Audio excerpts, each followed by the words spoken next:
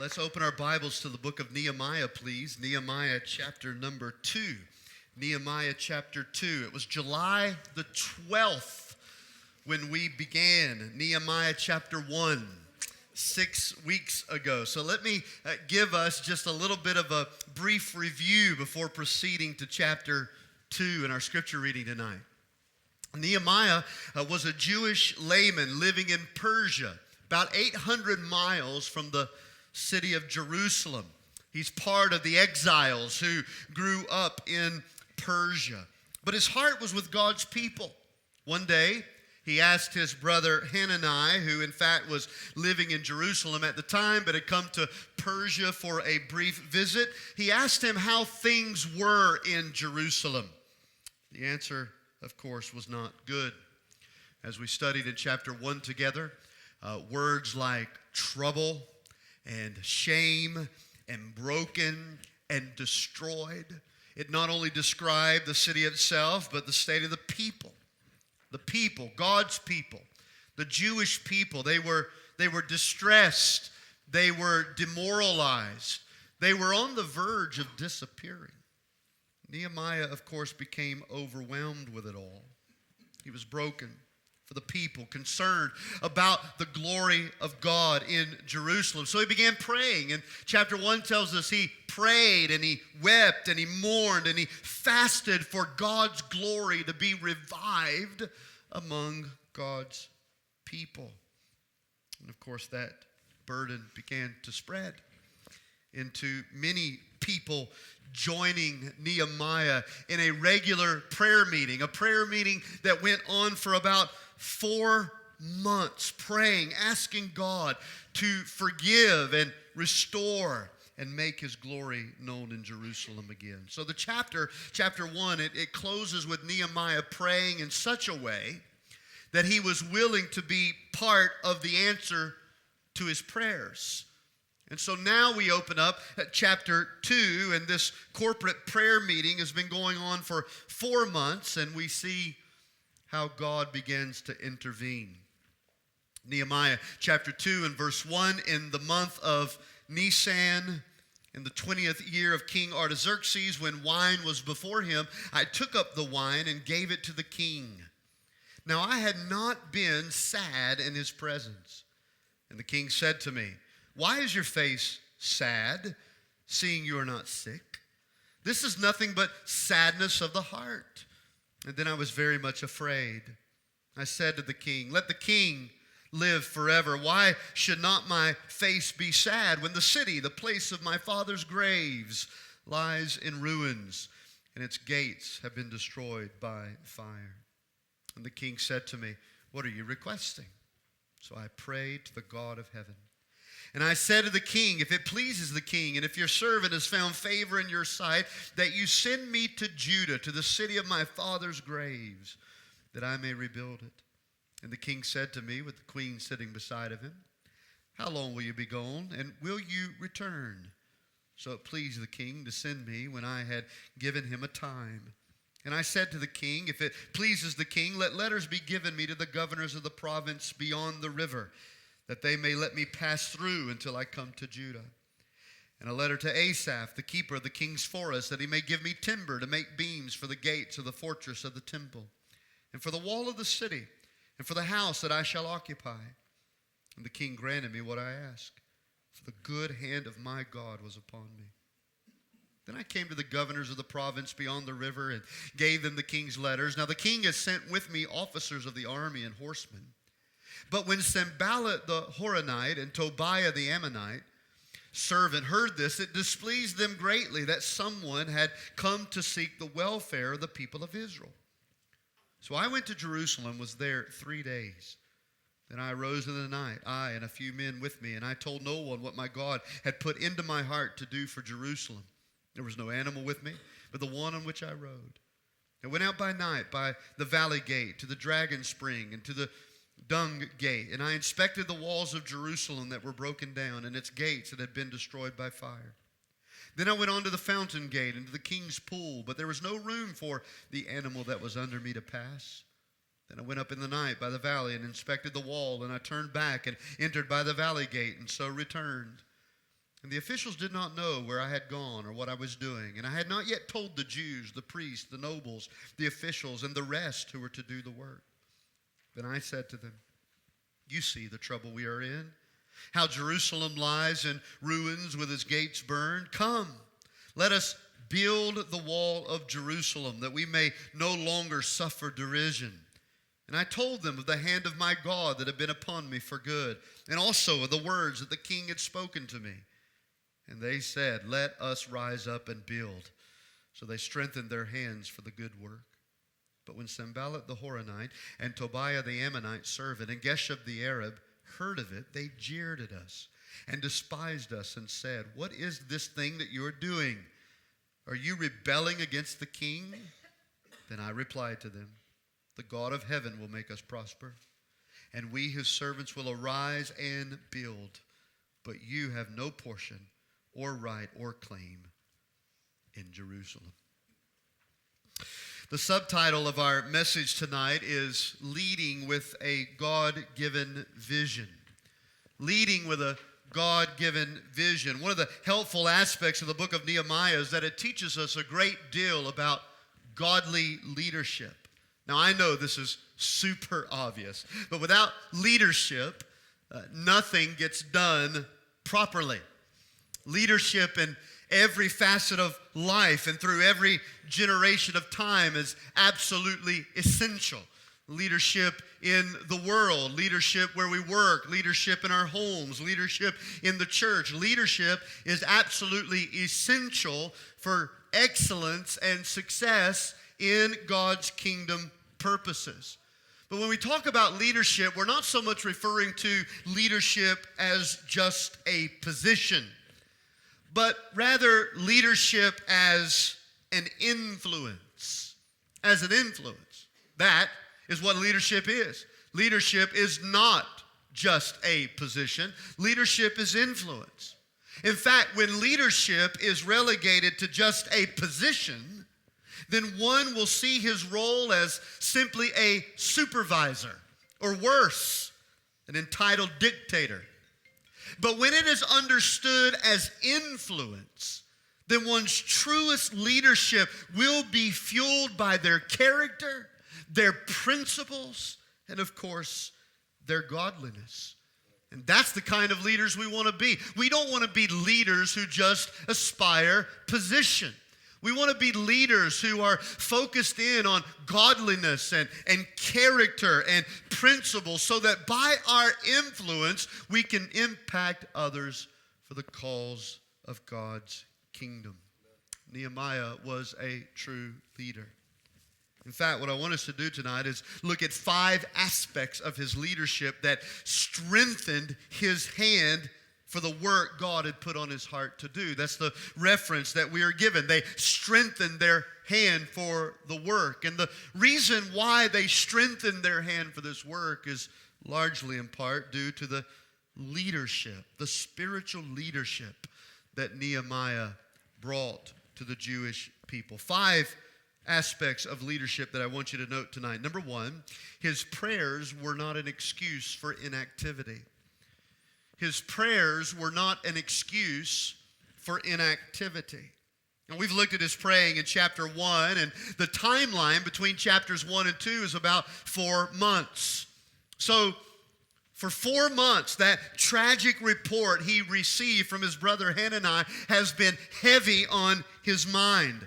Not only is he praying, but he's weeping, he's fasting, and now many other Jews in Persia have joined him in the same.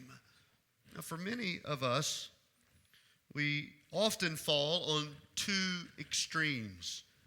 We either act and never pray, or we pray and never act. I wonder if maybe in your life tonight, in whatever realm that God has put you in, that would describe your demeanor. You either act and never pray, or you pray and never act.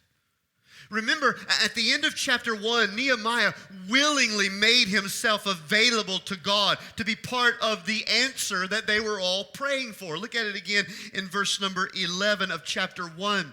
Nehemiah is praying. He says, "Oh Lord, give success to your servant today and grant him mercy in the sight of this man." Of course, the next line tells us what man Nehemiah is referring to. Nehemiah says, "Now I was cupbearer to the king." So he's praying.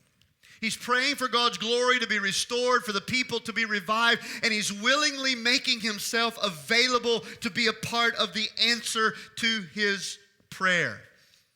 And of course, to help us make sense of all of this in God's providence, we see that Nehemiah was a cupbearer. Now, a cupbearer was a high-ranking official in the king's court. A cupbearer's primary role was to serve wine at the royal table, but it came with an interesting requirement. Because kings were often targets for death by enemies from without and traitors from within, a cupbearer was ultimately responsible for tasting the wine before serving it to the king. And he did so to ensure that the wine had not been poisoned. So if the wine had been poisoned, the cupbearer was going to fall flat instead of the king. It was kind of a safety net, so to speak, for the king's desire to live long. The cupbearer had to be loyal to the king, though. And the king had to know that he could trust him. So this is not just any position in the court. This is one of close-knitted reliability on both parts. So Nehemiah's prayer in relation to his position as cupbearer was a prayer for opportunity. That's what he's praying for. Lord, give me success. Help me to prosper. Grant me mercy in the sight of the king. Allow my position to give way for an opportunity to do this work that you've put on my heart to do. That's what he's praying for. He's praying for a door to be opened. He's praying for a conversation to be had. He's praying for an action to take. And his praying did not cause him to be inactive. In fact, the sincerity of his praying was revealed by the action that he was willing to take. And so we come into chapter 2, and one day we see Nehemiah comes before the king bearing a sad countenance. Now that's problematic from the get-go. If a cupbearer wanted to live, he didn't do this. He didn't come before the king with a sad countenance. And Nehemiah even says here that I never came before the king looking this way. He knew that if the king suspected at one moment of time that his disposition or him being out of sorts in any degree could very well mean that a mole is on the inside. And maybe Nehemiah is a part of this. But apparently, the burden for God's people had become so heavy on Nehemiah's life that it was affecting his ability to work. Have you ever carried a burden that heavy before? That it's affecting your ability to accomplish ordinary, everyday tasks. Your countenance is not the same as it typically is. Your thought process isn't always equating like it normally would. The things that you usually can snap through in a hurry, it's taking you all day to accomplish. And many times it's because we are distracted by things that are a burden to us. That seems to be the case here with Nehemiah. Nehemiah is so overburdened by his prayer for the people that is affecting his ability to work. So the king asked him, verse 2, why is your face sad, seeing that you are not sick? He even says that this is nothing but sadness of the heart. Something's wrong with you, Nehemiah. Why are you sad? Now notice what he says next. That is what Nehemiah commentates for us. He says, then I was very much afraid.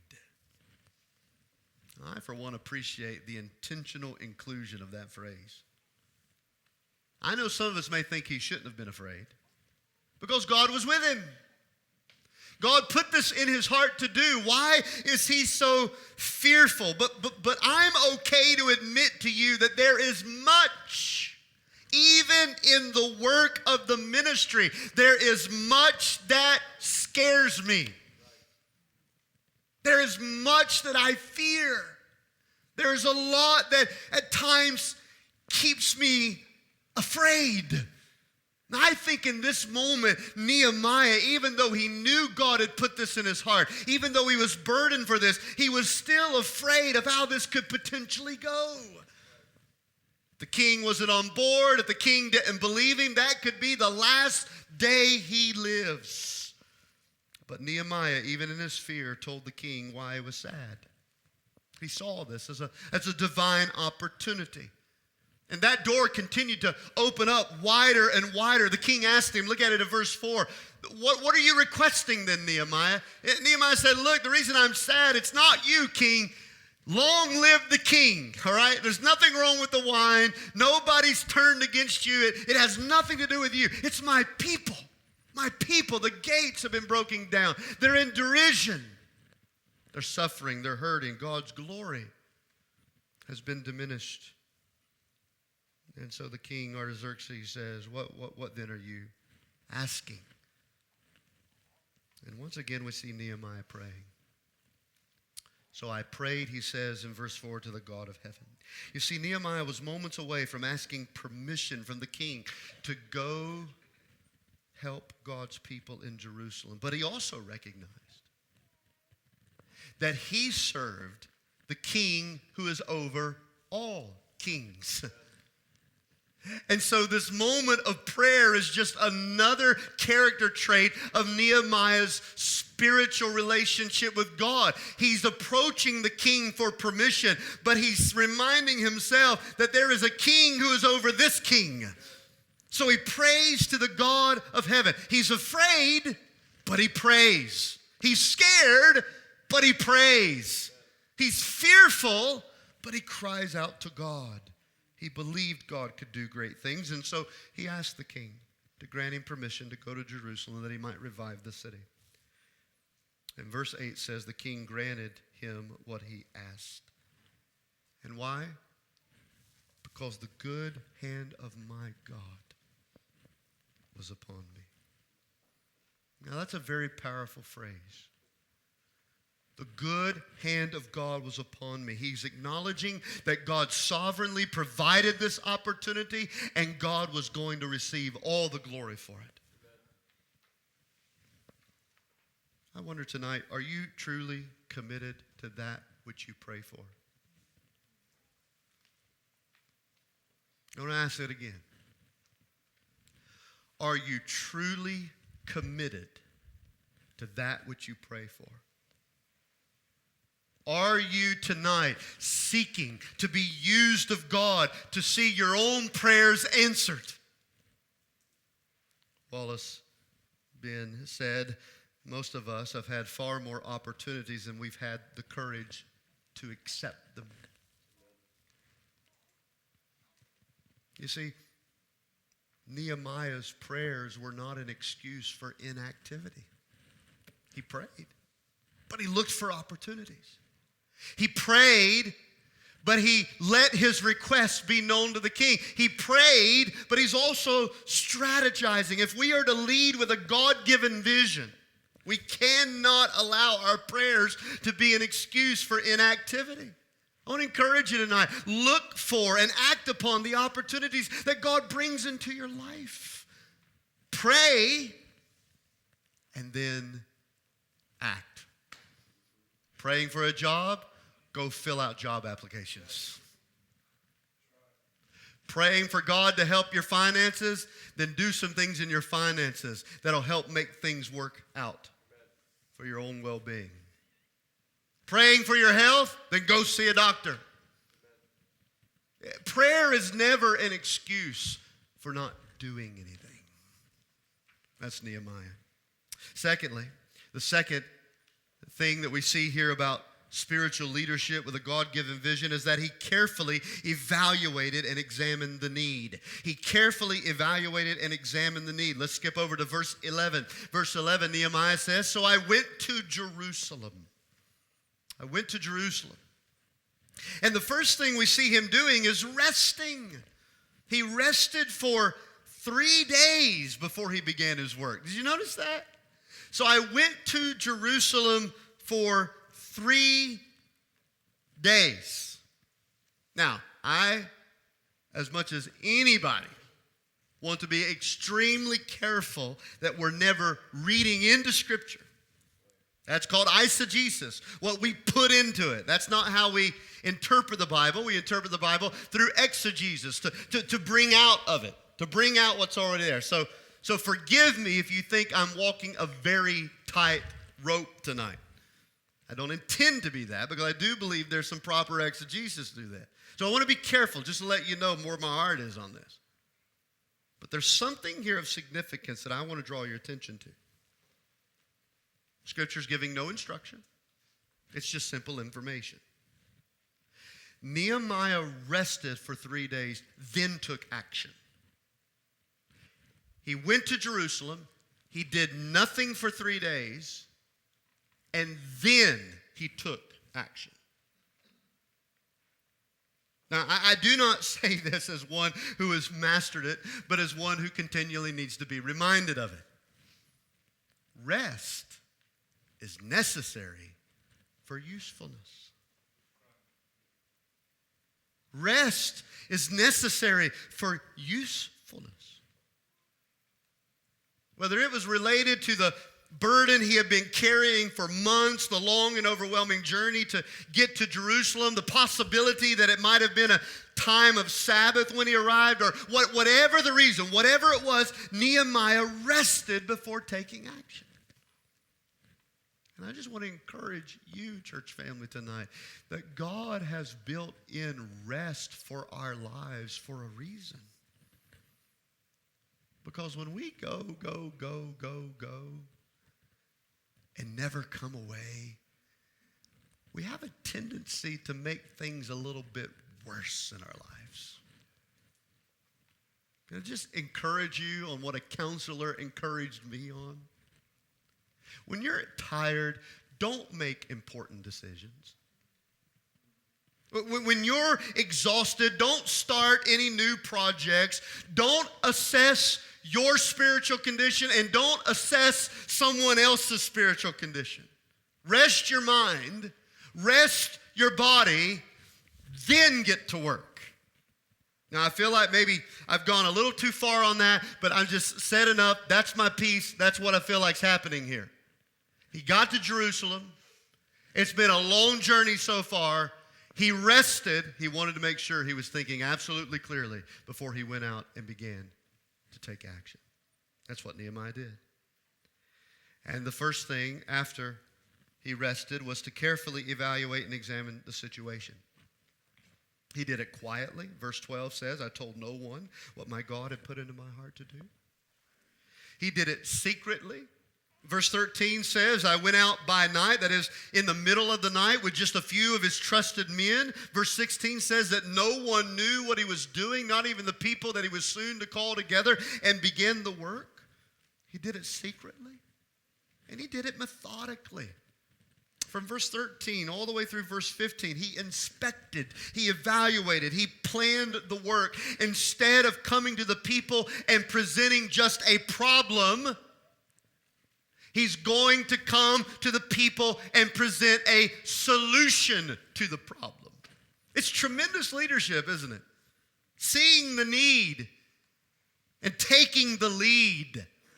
Bringing solutions, not pointing out problems. Carefully evaluating and planning instead of haphazardly throwing something together at the last minute. There's enough about Nehemiah and prayer in the first 2 chapters that I believe with all my heart he did none of this without prayer.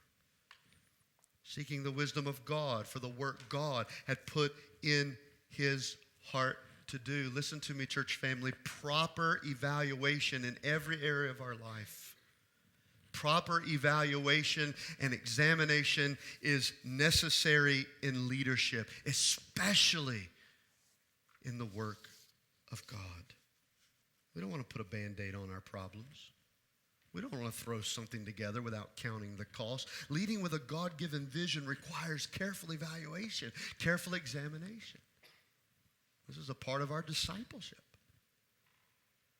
Jesus said, who goes and builds a house without counting the cost, without making preparation, without examining the situation? We see great leadership on Nehemiah's part. His prayer was not an excuse for inactivity. He carefully examined and evaluated before taking action. Write down number 3. His motivation was the glory and calling of God. His motivation was the glory and calling of God. Verse 17. Then I said to them, the Jews, you see the trouble we are in, how Jerusalem lies in the ruins with its gates burned. Come, let us build the wall of Jerusalem. Verse 18. And I told them of the hand of my God that had been upon me for good. So follow the sequence here. Nehemiah prayed. He looked for an opportunity. He walked through that door of opportunity. He carefully evaluated and planned a solution instead of just presenting a bunch of problems. Then he initiates action. Action. But before we take a look at his action, I think it's important we see the motivation for his action. Motivation is important, isn't it? In fact, it's more important than the action itself. I'm going to say that again. Your motivation is more important than the actions you take themselves. And Nehemiah was not motivated by selfish ambition. He was not motivated by praise. His motivation was the glory of God. His motivation was the calling of God. Notice what he says again in verse 12. God had put this in my heart to do. God put this in my heart. I'm doing this because God called me to do it. He put this in my heart to do it. And I'm doing it because it will manifest the glory of God, not the glory of Nehemiah. See, look at this. His burden became his calling. For God had not only put this in his heart, but verse 8 as well as verse 18 says the good hand of God provided the way.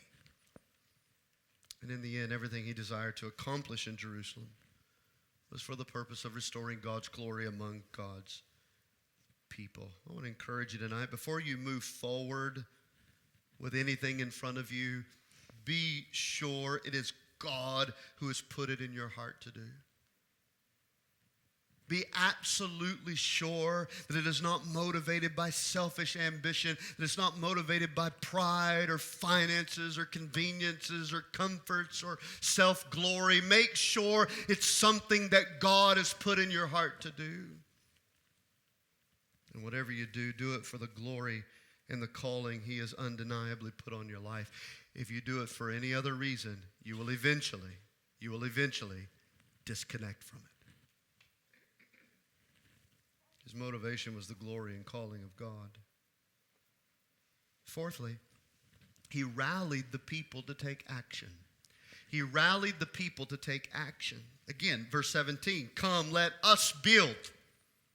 Come, let us build. Verse 18, let us rise up and build. He rallied them around the need. The need, verse 17, you see we're in trouble.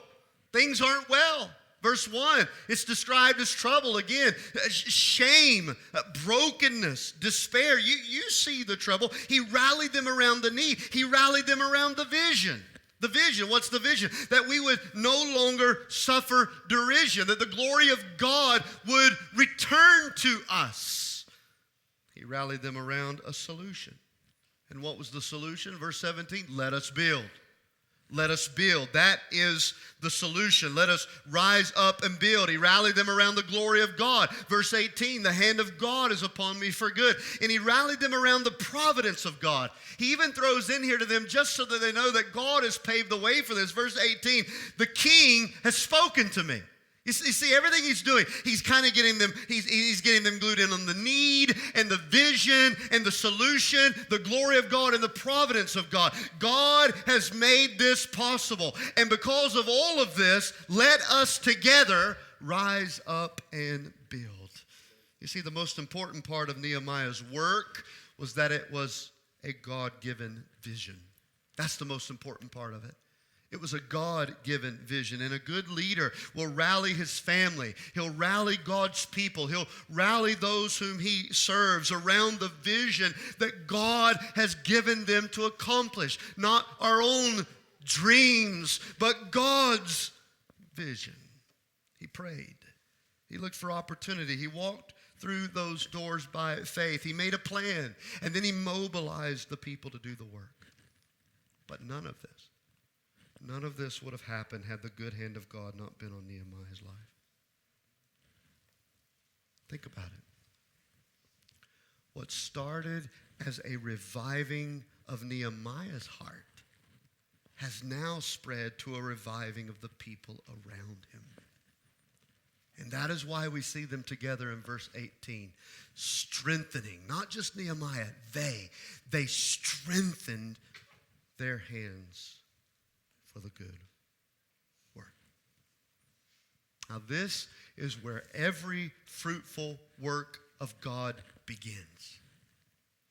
Don't seek first to be a leader of people. As Gypsy Smith said, draw a circle on the ground. Stand inside of that circle and ask God to revive everything in the circle. That's where we start. We start in our own hearts with the work that God is doing inside of us. Then we will be in a place where God can use you to lead others. He rallied the people to take action. His motivation was the glory and calling of God. His prayers were not an excuse for inactivity. He carefully evaluated and examined the need. And then finally, number 5, he stood humbly and confidently in the face of opposition. He stood humbly and confidently in the face of opposition. Many men have said this through the years. I always try to find the appropriate source, but Google's an interesting thing because not only do you hear things from a large number of people, but then you search them on Google and you find out that a large number of people credit themselves for saying it. So I don't know if it originated with Dr. Bob Jones Sr. I don't know if it originated with Adrian Rogers. I'm not even sure it was Macaulay Culkin. I don't know. But it's great. The doors of opportunity swing on the hinges of opposition. The doors of opportunity often swing on the hinges of opposition. Steve Jobs said it like this: if you want to make everyone happy, don't be a leader, sell ice cream. Well, Nehemiah understood this. And he understood this from the very beginning. In verses 9 and 10, it is noted in passing that 2 men by the name of Sanballat and Tobiah were greatly displeased. And this is so fascinating. They were displeased that someone had come to seek out someone else's welfare. That's what they're bothered by. They're bothered at the fact that Nehemiah actually wants to help a people who are suffering. And then we come to verse 19 and we see it again. Look at it there in verse 19. But when Sanballat the Horonite and Tobiah the Ammonite and Geshem the Arab heard of it, they jeered at us and they despised us. One way or another, Satan will always oppose the work of God. And he will always use people, sometimes those whom we are most surprised by, to prevent God's work from moving forward. Sanballat's an interesting name. It's a Babylonian name, not a Jewish one. Extra biblical sources suggest that he was the governor of Samaria, who obviously had issues with God's people. He wasn't a religious man. Historians tell us that he was loyal to the Persian regime. And we have Tobiah. Tobiah is actually a Jewish name. And what's interesting about Tobiah is that his descendants were among those in the Jewish community back in Ezra who could not, under Zerubbabel, prove their descent. They couldn't prove that they actually belonged to the Jewish line. So there existed this division, this animosity toward true Jews by these descendants of Tobiah. And Tobiah was one of those. And he became governor of Ammon. And then we have Geshem. Geshem was an Arab who possessed more power than Sanballat and Tobiah combined. He ruled a number of Arab tribes, including Moab and Edom. Now, what we learn here at the very beginning is that they were all three eager to stop the Jewish people from experiencing success. So this may be the first time we see them in the story, but it certainly won't be the last. And what we have to be careful for is to make sure that we are falling on the right side of God's work. We want to make sure that we are in the camp of those who strengthen their hands for kingdom work. Not that we're among the Sanballats and the Tobiahs and the Geshems who are willing to do whatever it can take to prevent the work from going forward. I wonder which one of these you resonate the most with. How about in your family? What if God does something in the heart of your child that goes against your dreams for them? What if they come to you and say, instead of that big university here in state, I want to go to a Christian college, a Bible college, a seminary. I want to give my life for the cause of the gospel. Are you a Sanballat, a Tobiah, a Geshem? Or do you say, hey, let us strengthen our hands for the work God has put in your heart to do? I want to put out my kids' dreams, especially when those things are birthed from the heart of God. What about in ministry? In your marriage? Do you fan the flame so it can ignite with greater intensity? Or do you come with a bucket of water? Oh, that'll never happen. That'll never work. I don't even know why you're wasting your time thinking about that. You can't do that.